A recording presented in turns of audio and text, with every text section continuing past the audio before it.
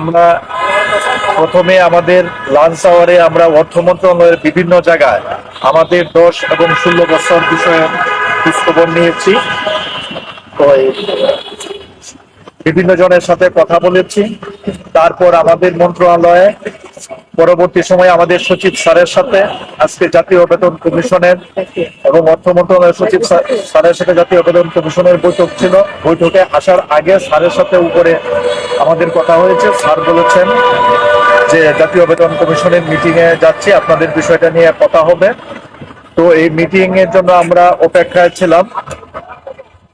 আমাদের বিভিন্ন পর্যায়ে যে কথা হয়েছে, ওনারা সকল বিষয়ে পজিটিভ এবং 11তম গ্রেড হবেই, এই বিষয়ে ওনারা খুব দৃঢ়ভাবে বলেছেন।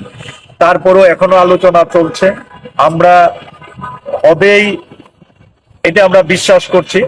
তারপরও যেহেতু এখনো ওই জাতীয় বেতন কমিশনের সুপারিশ আসেনি এবং আমরা ওই দৃশ্যমান তিনটা দাবি, তিনটারই যেমন 10-16 বছর প্রাথমিক ও গণশিক্ষা মন্ত্রণালয় থেকে অর্থ মন্ত্রণালয়ে গিয়েছে এবং জনপ্রশাসনে আমাদের শতভাগ পদোন্নতির বিষয়টা গিয়েছে এবং আমাদের অর্থ মন্ত্রণালয় জাতীয় বেতন কমিশনে 11তম গ্রেডের বিষয়টা পাঠিয়েছে। কিন্তু এখন পর্যন্ত যেহেতু সুপারিশটা আসে নাই এবং আলোচনা চলছে, সেই প্রেক্ষিতে আমরা আজকে বাস্তবায়ন পরিষদের নেতৃবৃন্দ যারা আছে, মাহবুব সাহেব অসুস্থ, এখন আমাদের সাথে শামসুদ্দিন মাসুদ সাহেব, খায়রুন নাহার লিপি, আনোয়ারুল্লাহ সাহেব সহ এখানে আমাদের বিভিন্ন পর্যায়ের নেতৃবৃন্দ আমরা এখনো মন্ত্রণালয় থেকে লাইভ করছি।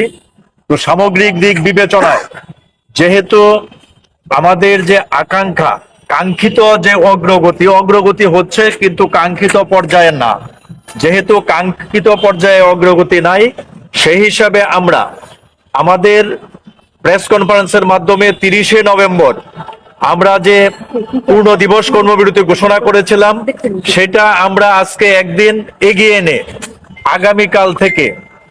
আগামীকাল থেকে সারা বাংলাদেশের সকল প্রাথমিক বিদ্যালয়ে পূর্ণ দিবস কর্মবিরতি ঘোষণা করছি এবং এটা লাগাতার কর্মবিরতি পূর্ণ দিবস চলবে দাবি আদায় না হওয়া পর্যন্ত। তো আমি এই বলে আমার বক্তব্য শেষ করছি।